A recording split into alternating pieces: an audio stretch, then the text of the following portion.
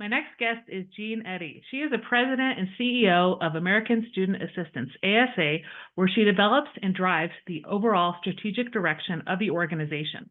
Working with the ASA Board and senior management team, she is responsible for developing and driving the overall strategic direction of the organization and fulfillment of ASA's mission. Jean provides leadership and oversight for ASA as it evaluates and implements new initiatives to help kids discover their education and career opportunities. Welcome to the podcast, Jean. Thank you for having me. Well, tell me about a time when you were in the trenches and managed to crawl out. I would have to say there are maybe too many times in my life when I feel as though I was in the trenches and needed to crawl out. But I think the thing that would make most sense, particularly in the context of our conversation today, is when I was in high school. And in my book, I talk about the fact that I was in high school, I did well in high school, but yet I wasn't in school at a time where people were particularly interested in convincing you or helping you find your way to college. And so I didn't immediately go. And I found that I was kind of bouncing around, floundering, not knowing which end was up. And so I ended up going to a community college, which I would have to say was absolutely helped me to dig out. I was fortunate in that I met faculty members who ended up being mentors for me, and they kind of guided me to what needed to happen next. And I felt by the time I got out of my associate's degree, I had a good sense of what I needed to do next. But it was pretty scary as I started to first enter that world. But I came out of it far more equipped to know what was next for me. Yeah, and so you write a lot about today's learners and how we can reimagine career education. So you're here to talk about your book, which I have a copy. So Crisis Proofing Today's Learners, Reimagining Career Education to Prepare Kids for Tomorrow's World.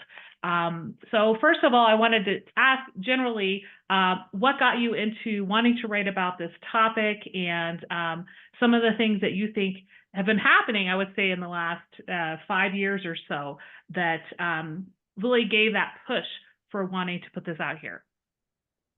Well, I think first, I should talk about the fact that I worked in higher education for a number of years before I became CEO of ASA. And I would have to say, I worked with lots and lots of kids. And I would have to say that by and large, an awful lot of kids who end up on a college campus have no idea why they're there. Yeah. And I think they're hoping that college is the magic bullet, that, by the time I finish this, I'm going to know what I'm going to do with my life. It's going to be great.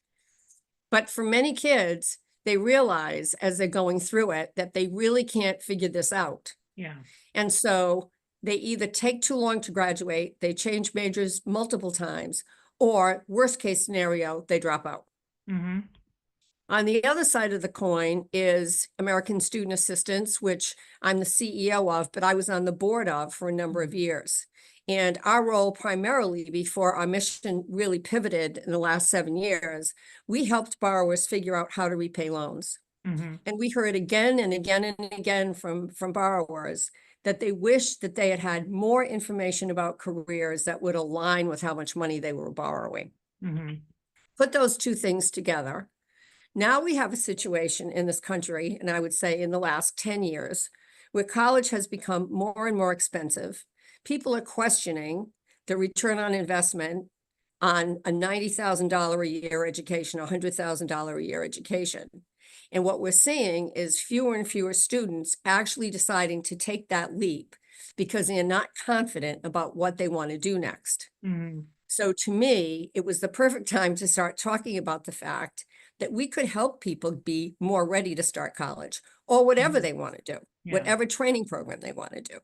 But we've got to get at this as a community, as a country, to basically say, it's our responsibility to help kids figure this out. And we can't think that just by giving them the status quo of everybody goes to college is going to fix that, because it's not. Yeah, and there's a lot of, like, I've been always in K-12 education, but just seeing a lot of the school districts around the U.S., I'm in Colorado, push more for the career tech ed and those prep programs where students are able to get the associate's degree while they're still in high school. My daughter, who's going to be a junior next year, is going into a culinary program.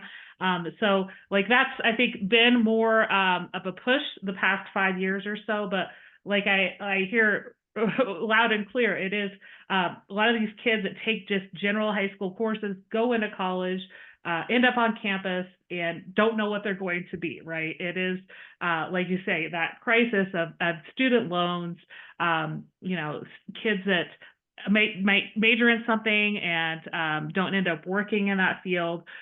So those types of things that we're really seeing happening now with college prices going up as well. So in the book, I wanted to talk about a few of your chapters. So one of your chapters is called Defrosting the Frozen Classroom. So it's referring to the way things have always been done. We have the seats in rows, the chalkboard or the whiteboard in the front of the room. So how do you talk about changing that frozen classroom environment? Okay, the first thing I have to say is that when I make any kind of suggestion about changing, particularly classrooms or the system, Sure. I want to acknowledge the fact that I have great respect for teachers in this country. So this is not about teachers. I think teachers have got way too much to do. They have a prescribed list of things that they must get accomplished. And then on top of that, there are all kinds of things that I know, and just from listening to some of your other podcasts, teachers would like to do. They just can't fit it in. How are they supposed to fit it in? So I would say that we learned a few things in the pandemic.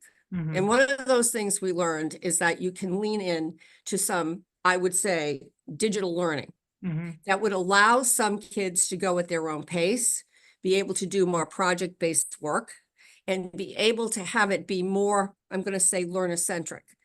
I understand, again, that teachers can't possibly have individual lessons for 25 kids in a classroom. I get that. But there are ways that could be instituted between online work and prep in the classroom that would allow to get more of what we're looking for. I think in addition, most kids now, because they are so familiar with the digital space and with social media, that we should be leaning into that. I talk about the fact that many of the things that we offer at ASA, what we're doing is we're intruding on the time that students use on social media anyway.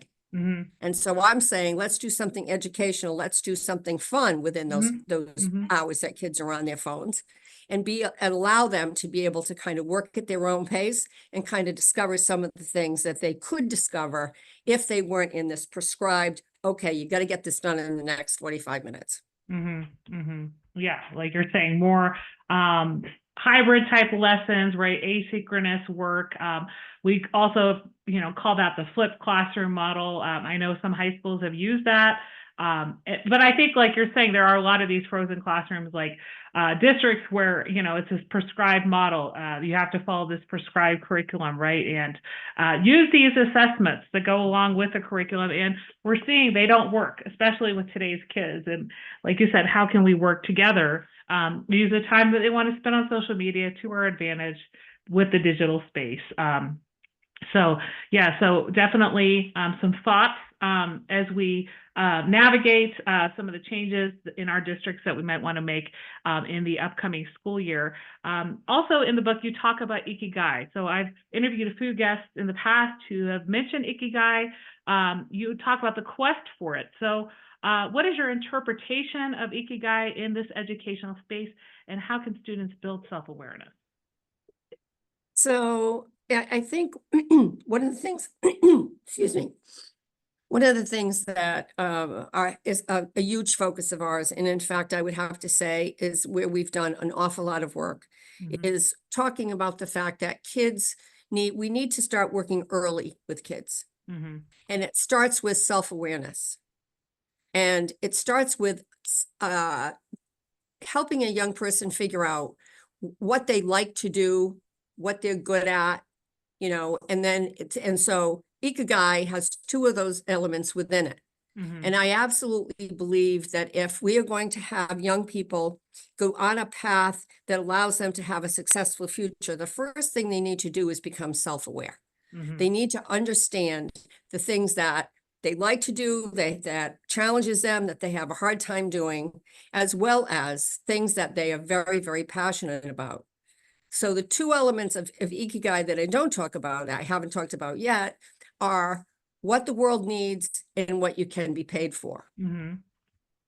And I believe that, again, if we start early, I'm a proponent of middle school. If we start in middle school with helping kids self-explore, self-identify, and then show them the myriad of careers that are out there available to them, that they can connect what they love to do and what they're good at with what they can get paid for, but also what's available to them.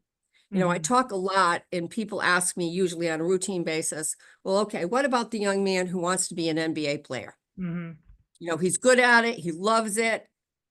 But the next two questions have to be, does the world need him to be an NBA player, and will someone pay him for it? Odds are that answer is no. Not saying all the time, but most of the time it is. Yet there are going to be careers out there that absolutely align with what that young person is really good at and what they love to do. And that's what we should be focusing on, and giving kids an opportunity to find that. You know, the Japanese say that if you have all of those elements, you can have absolute joy in your life. You know, they're not the only people who talk about that. The French call it bonheur. I'd love to see some kind of an Ikigai, you know, be incorporated into the systems in the United States. Yeah, like you said, there's a lot of students out there. I've worked a lot at the middle school level, and they want to be that soccer player, the NBA player, the YouTuber, right? That's exactly their quest. So, exactly. but what's out there that's available? Like having more of these career days. I know of a district in my area that does that with eighth graders. They spend a day and there's like an expo for careers. So having more of that available for our middle schoolers, like you said, to explore more already at that level. So yeah, definitely good ideas. Something that we want to think about bringing more into our systems in the U.S. So you said before you became the president and CEO of ASA, you were on the board, but as a president, what are some of the things that you have accomplished that you're really proud of, or some of the favorite parts of your job? Oh my, that's a really multi-part question. When I took over as CEO, we really did a strategic plan to figure out how ASA could contribute in a bigger way than we had in the past. And it had everything to do with the fact that we were dealing with borrowers and helping them, as I say, help them figure out the best way to repay their loans. We wanted to get ahead of that. So we did research about when could we make the biggest impact. And that was absolutely starting in middle school and then helping kids explore, but then test and try while they were in high school. By the time that they left high school, they would have a plan. The plan could be for college, it could be training, it could be a whole host of things, but to really equip kids that way.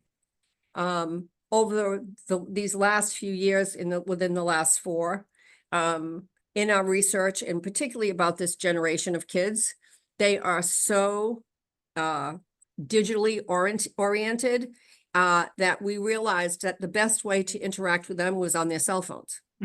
And it's a great equalizer as well, because most kids, in fact, 94 to 95% of these kids have a cell phone.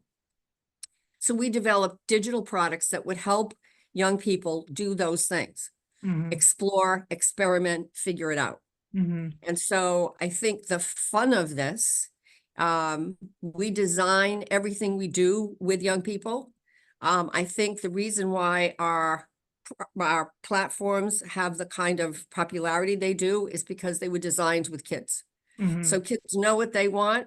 And we have been working diligently to provide, again, this fun atmosphere that also gives them an awful lot of information, and I would say encouragement to take the next steps. Yeah, so definitely, like you said, meeting them where they're at, really, Yep. and figuring out what the next generation needs, because we can't do things like we've always been doing, like you call the frozen classroom. So, Right, exactly. Well, we've had a good conversation around your book and some of the work that you're doing, especially around the loan repayment and some of the general structural problems we have with investing in college, and our students need to learn more about careers prior to starting college. What's one thing you'd like listeners to remember? I'd like them to read, well, I hope that the takeaway from here is that they will start early, that they will go exploring with their own children, that teachers will incorporate ways for kids to go exploring and testing and trying and figuring things out, and certainly to start early. I would also say that if people are not familiar with ASA, I'd love for them to go out on our website, asa.org. Where they have access to all the programs I'm talking about. Right now, we have 15 million kids that are on those platforms. So there is something that's working here. And I think that together, with school systems, we could start to really change the face of how things operate. Definitely, definitely. And so you mentioned the website. Where else can people find you online or follow ASA?